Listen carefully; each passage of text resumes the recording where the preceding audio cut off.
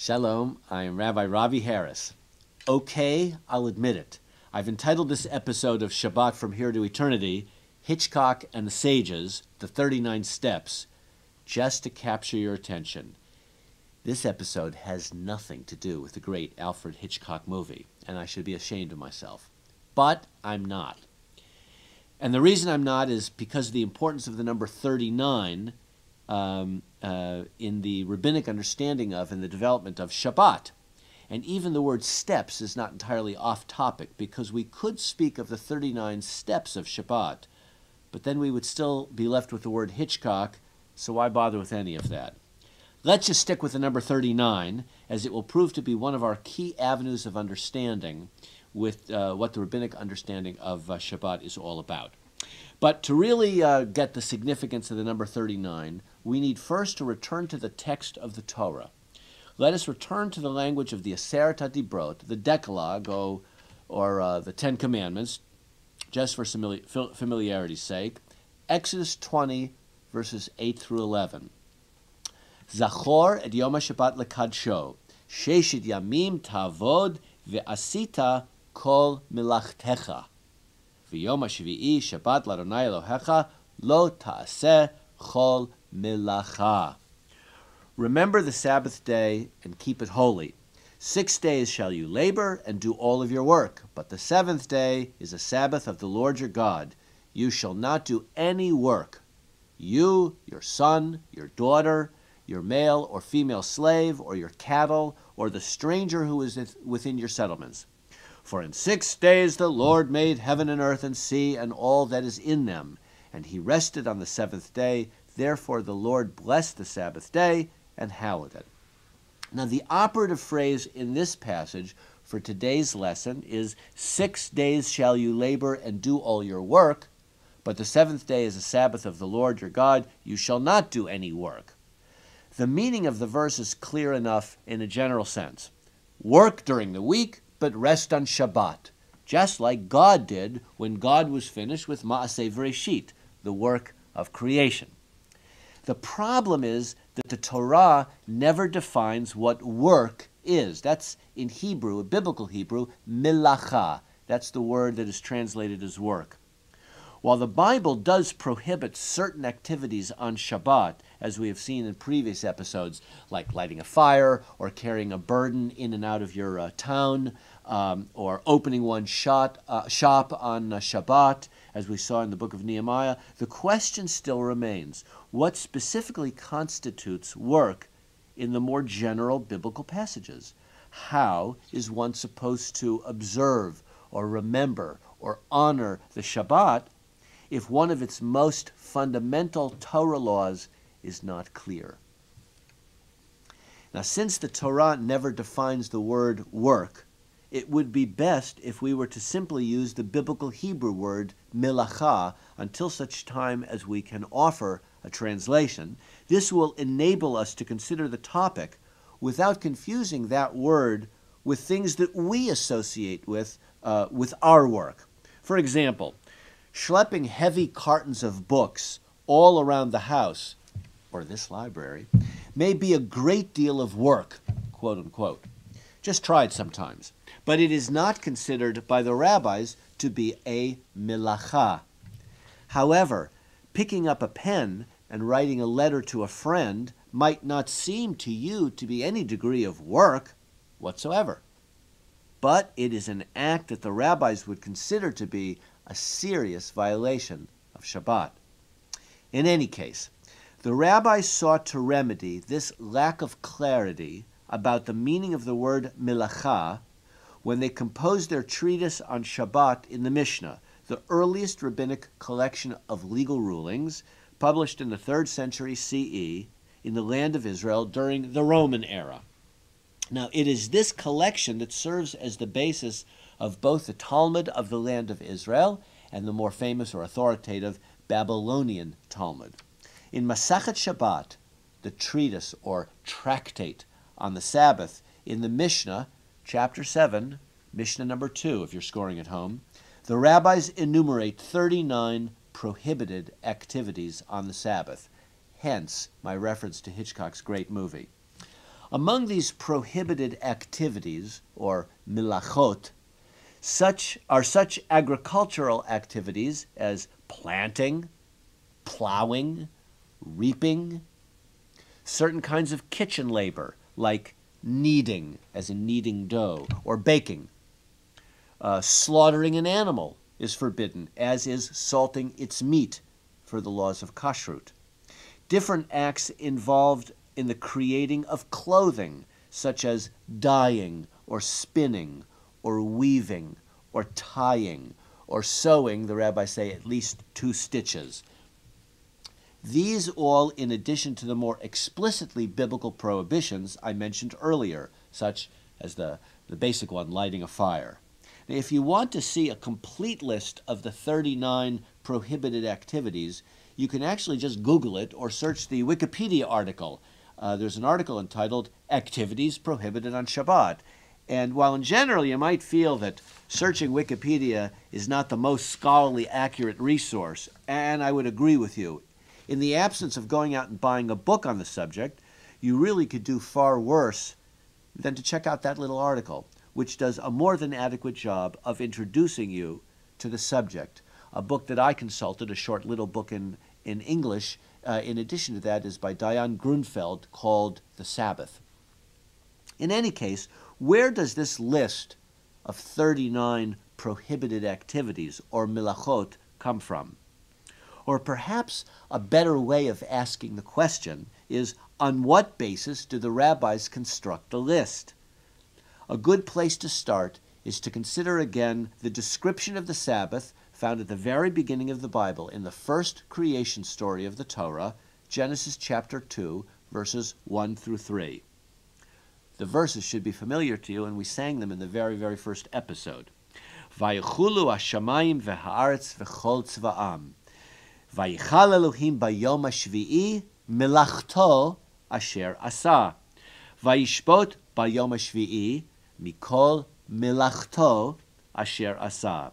Vayivarach Elohim et yom hashvi'i vaykadesh oto kivo shavat mikol melachto asher bara Elohim lasot. Now, in my annoying emphasis of the word melacha in this passage, when I translate coming up, I'm not going to translate the Hebrew word melacha, just so you can see how much of a refrain this term is in this biblical description. The heaven and the earth were finished, and all their array. On the 7th day, God finished the melacha that he had been doing, and he ceased on the 7th day from all the melacha that he had done. You getting annoyed yet? And God blessed the 7th day and declared it holy, because on it God ceased from all the melacha of creation that he had done. So you see that somehow we should understand that the word melacha in biblical Hebrew, at least in this passage, is associated with God's own work in creating heaven and earth. Now, the rabbis sensed a connection between these verses from Genesis and one of the times the Torah commands the observance of Shabbat found in Exodus chapter 31, verses 12 through 17. Now, this is a section that we looked at when we considered the biblical Sabbath in an earlier episode.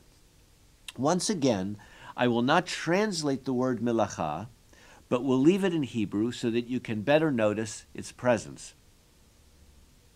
And the Lord said to Moses, "Speak to the Israelite people and say, 'Nevertheless, you must keep my Sabbaths, for this is a sign between me and you throughout the ages, that you may know that I, the Lord, have consecrated you.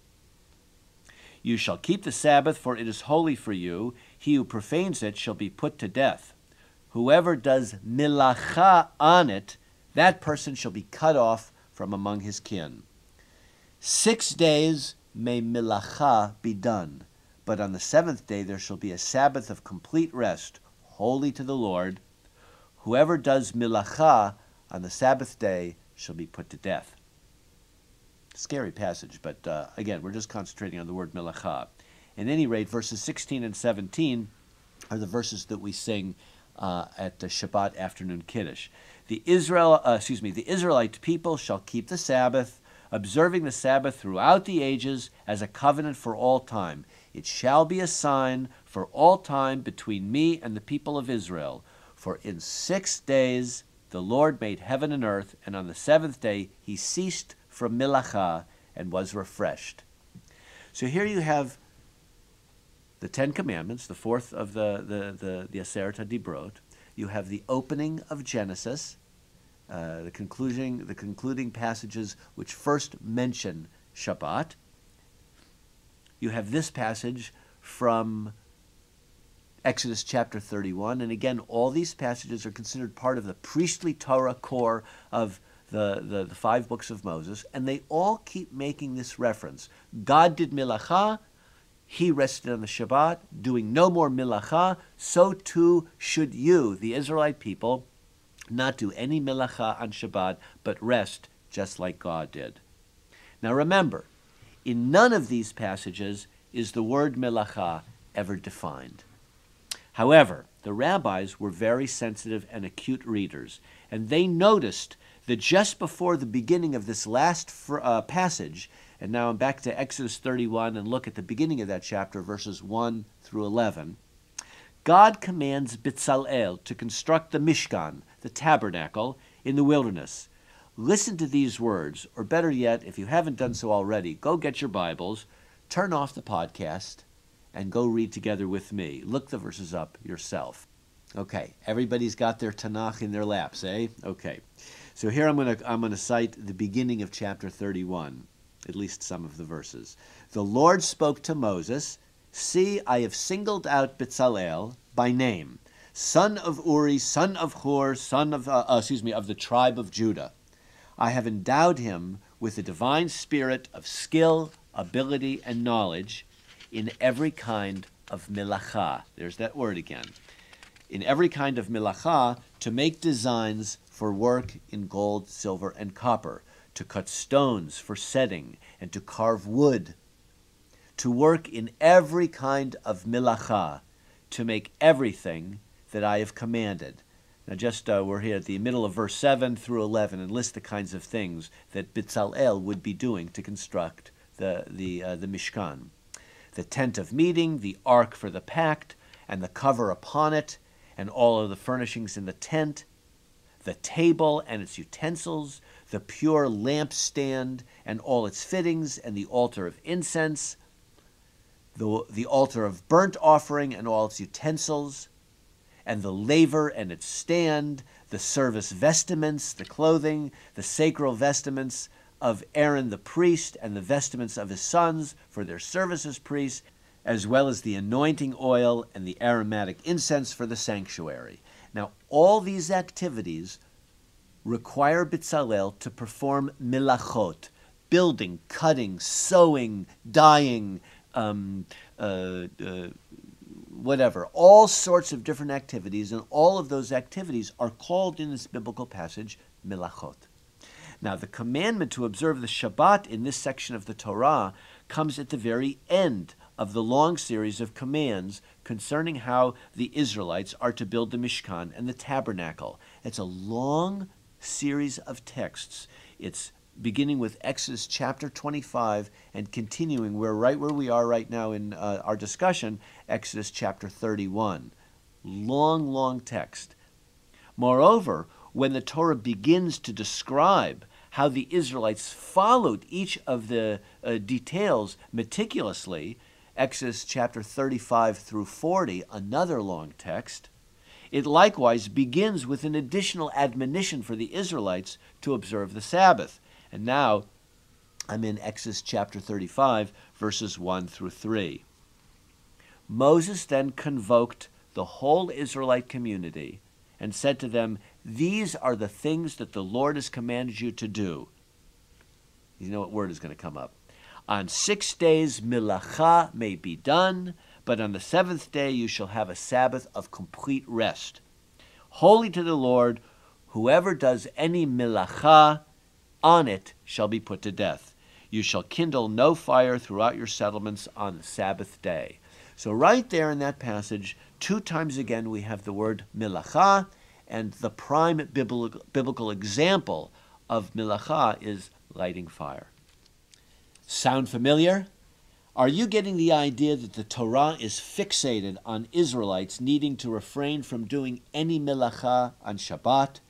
And note how much these instructions about Shabbat are interwoven into this very long narrative and legal section of the book of Exodus, chapters 25 through 40. Just skim through it right now. You'll see this is a very, very detailed section of both commanding the Israelites to build the tabernacle and then the Israelites carrying out those instructions letter perfect.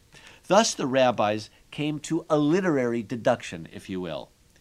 If God commands the observance of the Sabbath day, even in the midst of the wonderful and holy work needed to construct the tabernacle, herein is the solution to the lack of clarity about the definition of the word milacha. A milacha is any labor required in the construction of the tabernacle. After all that, it is a relatively straightforward exercise to imagine what kinds of labor would be required in the construction of the tabernacle and to deduce that these are the very labors, milachot, the performance of which Jews are supposed to refrain from doing on the Sabbath. Now, having understood how the rabbis came to learn what labor specifically was prohibited on Shabbat, we are at last ready to consider a translation of the word milacha. My teacher at the Jewish Theological Seminary, Rabbi Joel Roth of the Talmud department, and for many years now the preeminent halachic authority in the conservative movement, wrote an article about the laws of Shabbat in the journal Conservative Judaism, volume 35, issue number 3. It was spring of 1982. I remember it well. I encourage you to go to your synagogue library and read this article. As Rabbi Roth points out, it is not only the Bible that lacks a precise definition of the word milacha.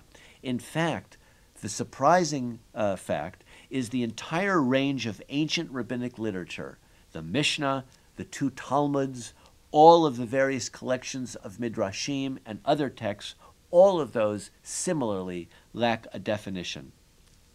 While I will not relate the contents of the whole article, Rabbi Roth refers to the suggestion of the famous 19th century German rabbi Samson Raphael Hirsch, who defined the term milacha in the following way.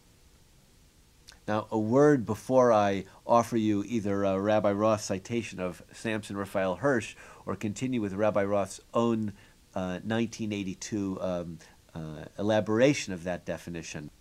Back in the day, whether it was the 19th century or even 1980, writers would regularly write about the Sabbath being given to man or God's relationship with man.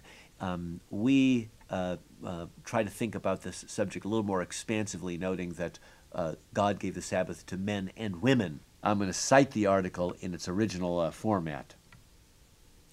God gave man the Sabbath day as an everlasting covenant in order that man might understand that it is God who allows him to be Lord and Master over the world. The Sabbath is a perpetual sign of the rule of God and the destiny of man.